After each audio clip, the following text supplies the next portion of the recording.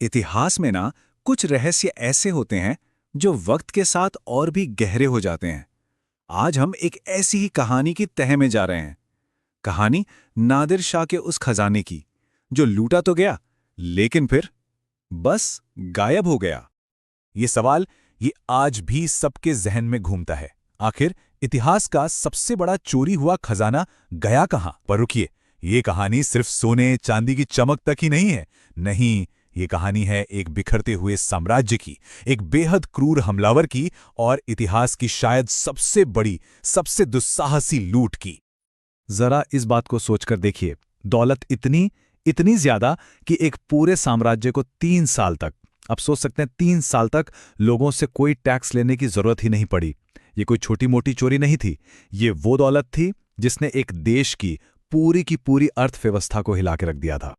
तो सवाल यह है कि ये सब हुआ कैसे, इतनी बड़ी लूट की नौबत आई कैसे? इसके लिए ना हमें उस दौर के सियासी हालात को समझना पड़ेगा। अब देखिए, यहां तस्वीर एकदम साफ हो जाती है। एक तरफ था हिंदुस्तान का मुगल साम्राज्य। दौलत तो बेहिसाब थी, लेकिन अंदरूनी लड़ाइयों और कमजोर लीडरशिप ने उसे अंदर से बिल्कुल खोखला कर दिया था। और दूसरी तरफ था नादिर शाह, फारस का एक उभरता हुआ बेहद बेरहम और शातिर शासक, और उसकी नज़र ठीक मुगलों की इसी दौलत पर थी। सीधी सी बात है, मुगलों की कमजोरी उसके लिए खुला न्योता बन गई थी। और फिर वही हुआ जिसका डर था। हमला हुआ। और कैसा हमला? बेहद तेज और तबाही मचाने वाला। नादिर शाह की फौज ने करनाल में मुगल सेना को मानो धूल चटा दी, और फिर वो बिना किसी रोक टोक के दिल्ली में घुस गए। इसके बाद जो हुआ ना, उसे दिल्ली के इतिहास का सबसे काला पन्ना कहा जाता है। तो चलिए अब आते हैं कहानी के उस हिस्से पर जिसने इसे एक लेजेंड बना दिया, यानी वो खजाना। आखिर दिल्ली से लूटा क्या क्या गया था, जरा देखते हैं। इस पूरी लूट का जो सेंटर पीस था ना, वो था शाहजहां का बनवाया हुआ तख्त ताउस, यानी मयूर सिंहासन। और ये सिर्फ एक सिंहासन नहीं था, नहीं, ये मुगल साम्राज्य की ताकत, उसकी शान, उसके गुरूर का सबसे बड़ा सिंबल था। सोचिए, 1 टन से भी ज्यादा सोना और दुनिया के सबसे कीमती हीरे जवाहरात उसमें जड़े हुए थे। इसे ले जाना मतलब मुगलों की रूह छीनने ने जैसा था। और अब वो नंबर जो शायद होश उड़ा दे। अगर आज के हिसाब से इस पूरी लूट की कीमत आंकी जाए तो वो होगी करीब करीब 120 अरब डॉलर। जी हां, आपने सही सुना, 120 अरब डॉलर। इसे आज भी इतिहास की सबसे बड़ी लूट माना जाता है। तो इस 120 अरब डॉलर में था क्या क्या?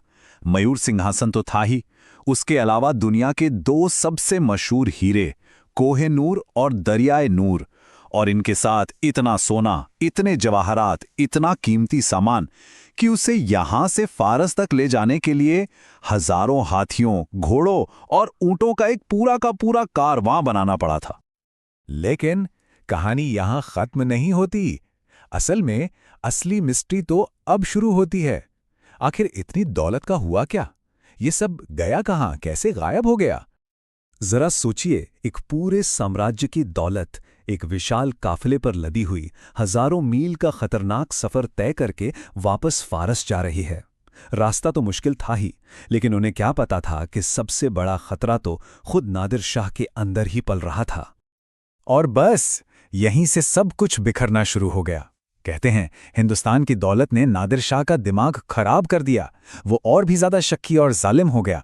नतीजा, उसके अपने ही सरदार उससे तंग आ गए और 1747 में उसका काम तमाम कर दिया। और जैसे ही वो मरा, उसका पूरा साम्राज्य ताश के पत्तों की तरह ढह गया। और उस भगदड़ में, उस अफरा तफरी में सबकी नजर एक ही चीज पर थी, वो खजाना, जिसके हाथ जो लगा वो लूट कर ले गया। तो फिर इस बिखरे हुए खजाने का क्या बना? क्या उसका कोई टुकड़ा कभी मिला? चलिए देखते हैं कि आज तक हम क्या क्या जानते हैं। यहां कुछ जवाब तो हैं, लेकिन सवाल उससे कहीं ज्यादा हैं। देखिए, कोहेनूर और दरियाए नूर जैसे कुछ बेशकीमती टुकड़े तो आज भी दुनिया के अलग अलग शाही खजानों की शोभा बढ़ा रहे हैं। लेकिन उस शानदार मयूर सिंहासन का क्या? माना जाता है कि उसे तोड़ दिया गया, उसके टुकड़े टुकड़े कर दिए गए, कीमती पत्थर निकालकर बेच दिए गए, और बाकी का वो जो विशाल खजाना था, सोना, चांदी और न जाने कितने अनगिनत रत्न, वो बस इतिहास की गर्द में कहीं गुम हो गए। और यही वो सवाल है जो इस कहानी को आज भी जिंदा रखता है। ये सिर्फ गुजरे हुए कल की बात नहीं है, ये एक अनसुलझी पहेली है। क्या पता उस खोए हुए खजाने के कुछ हिस्से आज भी दुनिया के किसी कोने में पड़े हों और बस इस इंतजार में हों कि कोई उन्हें ढूंढ निकाले।